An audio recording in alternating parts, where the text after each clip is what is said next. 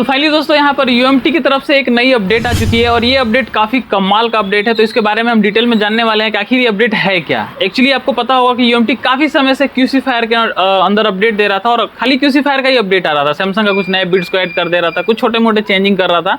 लेकिन अभी जो अपडेट आया है ये भी QC फायर के अंदर ही आया है और सैमसंग के ऊपर ही आया है, लेकिन इसके अंदर काफ़ी सारी चीज़ें नई ऐड की गई हैं। इसलिए ये वीडियो बना रहा हूँ और इसलिए मैं बता रहा हूँ कि अपडेट काफ़ी अच्छा है। सबसे पहले मैं आपको बता दूँ कि सैमसंग का KG लॉक और OEM अनलॉक आपने सुना होगा। अब OEM अनलॉक क्या होता है आपको नहीं पता होगा, तो इसके बारे में मैं आपको डिटेल में बताऊंगा कि OEM अनलॉक क्या होता है, किस तरह से इसका यूज कर सकते हैं, ये फोन के अंदर क्यों दिया रहता है, सारी चीज़ों के बारे में डिटेल में हम डिस्कस करेंगे। और सैमसंग ने UMT QC फायर के अंदर एक नया टैब ऐड किया जिसके अंदर आपको OEM अनलॉक वगैरह देखने को मिलेगा। KG लॉक कैसे बाईपास कर सकते हैं, ये सारी चीज़ों के बारे में हम डिटेल में समझेंगे। आपको पता होगा KG लॉक अनलॉक करने के लिए फाइल की जरूरत पड़ती है, उसकी फ्रेमवेयर की। अब वो फ्रेमवेयर क्यों यूज पड़ता है वो भी चीज़ों को हम समझाएंगे आपको। तो जिनको ये सिर्फ इन सारी चीज़ों के बारे में जानकारी नहीं है उनके लिए काफ़ी वीडियो हेल्पफुल होने वाला है।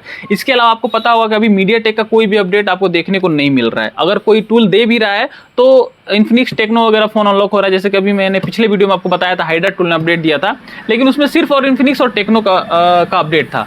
अभी मीडियाटेक में अगर आप देखोगे तो वीवो का कोई भी फोन अनलॉक नहीं हो रहा है, किसी भी टूल के अंदर अपडेट नहीं है। तो अगर आपको ये सारी जानकारी चाहिए, जैसे अभी मैंने आपको बताया OEM अनलॉक क्या होता है, ये सारी चीज़ों के बारे में, या फिर इन्फिनिक्स का टेक्नो का जो भी चीज़ें अपडेट नई मार्केट में चलती हैं, इन सारी चीज़ों के बारे में अगर आप जानकारी लेते रहना चाहते हो तो आप लोगों को चैनल सब्सक्राइब करके रखना है, ताकि आपको इसी प्रकार की वीडियो हमारे चैनल पर हमेशा मिलती रहे। अभी के डेट में आप देखेंगे तो 100% वीडियो सभी लोग देखते हैं, लेकिन मात्र 9% ऐसे लोग हैं जिन्होंने चैनल सब्सक्राइब कर रखा है। बाकी 91% अभी भी ऐसे लोग हैं जिन्होंने चैनल को सब्सक्राइब नहीं किया है। तो उनसे बस एक छोटी सी रिक्वेस्ट करूंगा कि इसी प्रकार की जानकारी आपको चाहिए तो आप लोग सब्सक्राइब करके रखें। इसमें कोई आपका नुकसान नहीं है, बस एक क्लिक करना है। तो आपका ज़्यादा टाइम वेस्ट नहीं करूंगा, अपने अपडेट के ऊपर चलते हैं। एक चीज़ मैं आपको और बताना चाहूँगा कि जैसे मान लीजिए कि आपका OEM अनलॉक मैंने बताया, तो आपके मन में कोई भी थॉट आता है तो आप लोग कमेंट कर सकते हैं। हमारे कमेंट बॉक्स आपके लिए खुला हुआ है, उसमें आप कोई भी आपके मन में थॉट आता है, आपको जानकारी नहीं है तो आप लोग कमेंट करिए, उसके बारे में पूरा डिटेल में हम आपको बता देंगे कि उसके बारे में कि मतलब वो क्या चीज़ है, क्यों होता है। जैसे मैंने आपको बताया कि OEM अनलॉक, अब OEM अनलॉक बहुत सारे लोगों को नहीं पता होगा, OEM, तो इसके बारे में जिनको नहीं पता होगा उनको हम बता देंगे। तो अभी तो जैसे मैं वीडियो बना के ही बता रहा हूँ, लेकिन आपके मन में कोई थॉट है तो आप लोग कमेंट कर सकते हो, क्योंकि इस लाइन में बहुत सारे लोग नए होते हैं, उनको पता नहीं होता है। जैसे अभी एक कमेंट आया था मेरे पास कि SPD और MTK क्या होता है, तो जो नए हैं उनको वाकई में नहीं पता होगा। तो मैंने उनको बताया कि SPD और MTK एक CPU है, जैसे क्वालकॉम CPU है, MTK CPU, MTK का मतलब मीडियाटेक, SPD का मतलब स्पेक्ट्रम CPU है। तो ये सारी चीज़ों के बारे में जिसको नहीं पता होती, जो नए होते हैं उनको बहुत सारी कन्फ्यूजन्स आती है। अब जैसे मान लीजिए पोर्ट क्या होता है, फ़ोन में पोर्ट कैसे बनता है, तो जिनको मोबाइल लाइन में घुसे ही नहीं है, अभी नया नया जा रहे हैं एंट्री करने, तो उनको पता नहीं होगा पोर्ट क्या होता है। अब जो गए हैं उनके लिए तो ईजी चीज़ है, तो वही चीज़ है।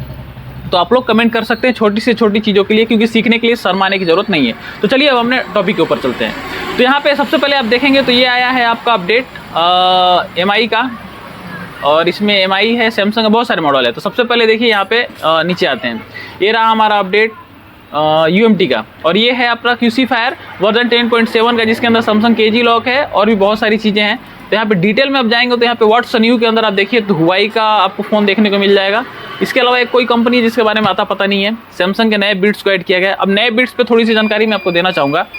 हर टूल का नए बिट्स पे अपडेट आता है। सैमसंग के जो फ़ोन रहते हैं उन्हीं को रिपीट करके पूरा डाल देता है, पूरा लाइन से बहुत सारे मॉडल आपको देखने को मिलते हैं। मैंने भी बहुत सारा वीडियो बनाया है, बहुत सारे अपडेट दिया, उसमें सैमसंग का बहुत सारे लिस्टिंग दिखाई है जिसमें बिट्स चेंज रहता है। अब आपको पता होगा कि सैमसंग का सबसे ज़्यादा सिक्योरिटी तगड़ा है अभी एंड्रॉइड के लेवल पर देखा जाए तो, और उसमें क्या होता है वो फ़ोन अनलॉक होता नहीं है।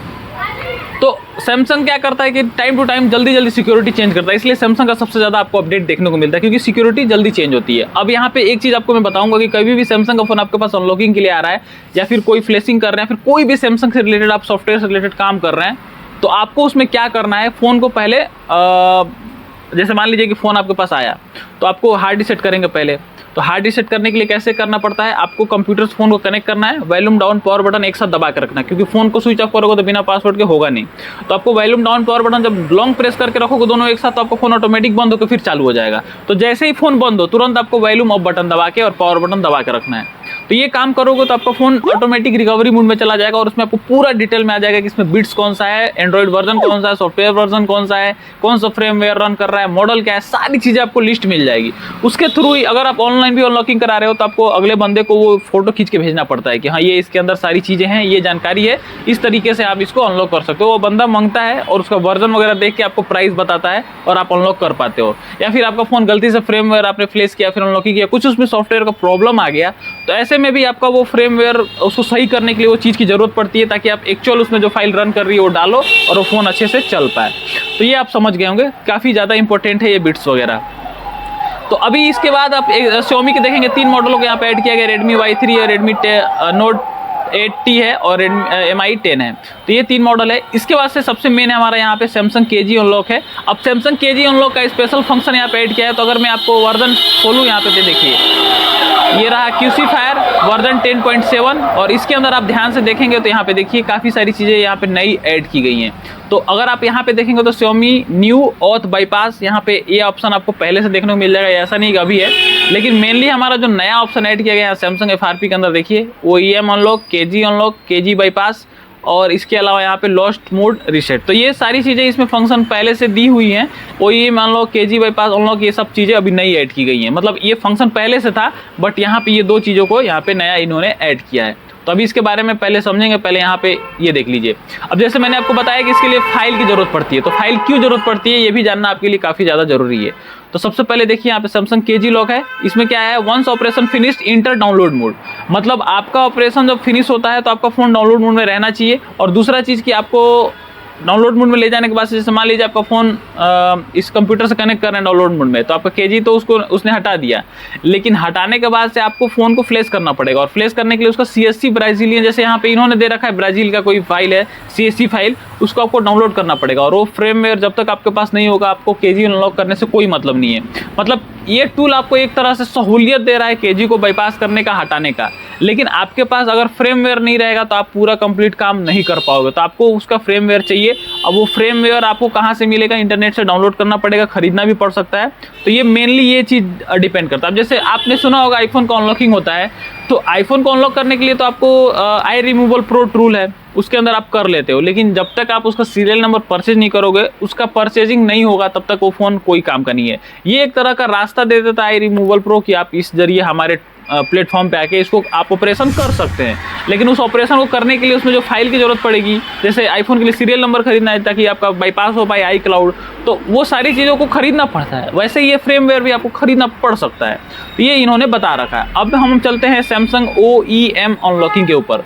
तो अब मैं आपको ये चीज़ समझा दूँ, जो ये OEM अनलॉक है, ये एक्चुअली क्या है कि आपके फ़ोन के अंदर, जैसे कोई भी आपका सैमसंग का हो चाहे कोई भी फ़ोन हो, उसके सेटिंग के अंदर जब डेवलपर ऑप्शन ऑन करेंगे तो आपको OEM अनलॉक का एक ऑप्शन मिलेगा। इसके जरिए आप चाहो तो उसका कोई भी फ़ोन है तो उसका आप FRP हटा सकते हो। मतलब OEM ऑफ रहता है और ऑफ रहना भी चाहिए। अगर आप उसको ऑन कर दिए तो उसके जरिए आप जैसे ही OEM ऑन करेंगे, आपका बूट लोडर भी आप अनलॉक कर सकते हो उस फ़ोन का।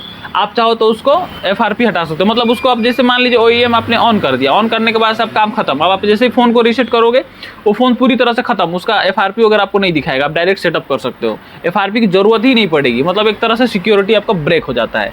तो ये OEM अनलॉक है और आप चाहो तो इसको आप आसानी से अनलॉक कर सकते हो इस टूल की मदद से। खासतौर पर इन्होंने अभी फिलहाल सैमसंग के लिए दे रखा है और यहाँ पे ये रहा ऑप्शन।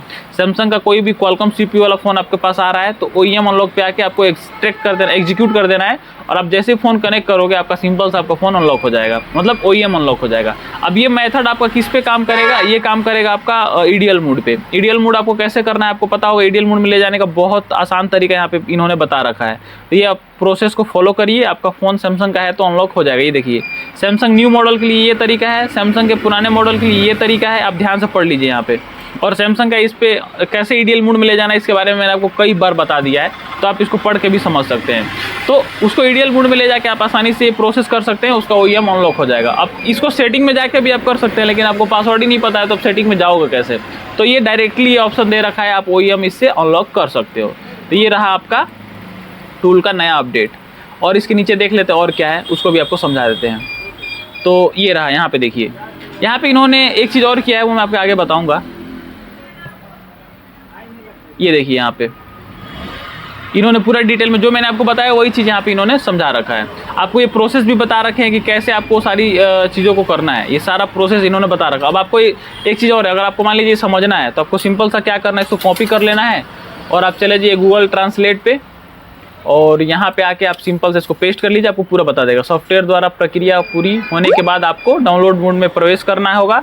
अनलॉकिंग के लिए आधिकारिक विधि का पालन करना। उदाहरण के लिए अगर आपके पास कोई फ़ोन आ रहा है तो उसका कैसे उसको OEM अनलॉक कर रहा है, उसका प्रोसेस भी इन्होंने बता रखा है। तो आपको अगर ये अपडेट खुद से भी समझना है, हमारा वीडियो नहीं भी देखना चाहते हो, तो आप लोग इसको सिंपल सा कॉपी करके और आप पेस्ट करके आप डायरेक्टली इस पर ट्रांसलेट करके देख सकते हैं। अभी यहाँ पे नीचे एक चीज़ और बताऊंगा, ये यहाँ पे इन्होंने मेथड दे रखा है सैमसंग के फ़ोन को कैसे आप उसको EDL में कनेक्ट करा सकते हैं। तो इसको भी आप हिंदी में कन्वर्ट करके आप इसको भी समझ सकते हैं, अगर आप अभी भी नहीं जानते हैं तो। इसके बाद से अगर आप और नीचे आओगे तो यहाँ पे देखो, आप इन्होंने वार्निंग दे रखा है कि आप किसी भी फ़ोन का MEID, अभी MEID आपका आईफोन में होता है, बाकी EMI जो नंबर होता है वो भी होता है। तो ये सारी चीज़ें आप चाहो तो आप किसी भी फ़ोन का बिना मतलब बॉक्स, जैसे मान लीजिए आपके पास कोई फ़ोन आया गलती से और डैमेज हो गया, आपका IMEI नंबर वगैरह कुछ भी हुआ, तो उसके बॉक्स पे वो लिखा रहेगा, उसके थ्रू ही करिए, कोई इलीगल काम मत करिए, ये इनका कहना है। इसके अलावा यहाँ पे इन्होंने एक और चीज़ यहाँ पे दे रखा है वार्निंग कि आप गलती से भी कोई भी, जैसे इनका सॉफ्टवेयर इंटरनेशनल भी चलता है, इंडियन वर्जन भी चलता है, तो इंडियन लॉ के हिसाब से आपका जो टूल है इंडियन लॉ के हिसाब से भी मॉडिफाई करके आपको इंडिया में मिलता है UMT। तो आप गलती से भी अगर UMT को अगर आप इंटरनेशनल वर्जन यूज कर रहे हैं और उससे कोई भी इलीगल काम कर रहे हैं, तो इसके रिस्पॉन्सिबल आप खुद होंगे। अगर आपने उसको मान लीजिए इंडियन वर्जन की जगह पे इंटरनेशनल यूज कर रहे हैं, तो उसमें बहुत सारे फंक्शन ऐसे हैं जो कि इंडिया लॉ के हिसाब से गलत है, जैसे IMEI नंबर चेंज करना या फिर ये सारी चीज़ें फंक्शन जो है जो कि आपको इंडियन वर्जन में देखने को नहीं मिले, उस टूल में हिडन रहता है, वो ऑप्शन को आप यूज नहीं कर सकते हो। तो वही सब इनका कहना है कि आप अगर इंडियन वर्जन, आप इंडिया में रहते हो तो इंडियन वर्जन यूज करो जो कि इंडिया के लॉ के हिसाब से बनाया गया है, और अगर आप इंटरनेशनल यूज कर रहे हो तो फिर आप इलीगल काम कर रहे हो, तो उसको आप मत करो। तो यही इनका कहना है, बाकी और कुछ नहीं है अपडेट में। अगर आपके मन में कोई सवाल है तो आप लोग इस अपडेट से रिलेटेड पूछ सकते हैं, कमेंट कर सकते हैं। मिलेंगे किसी और वीडियो में, तब तक के लिए जय हिंद।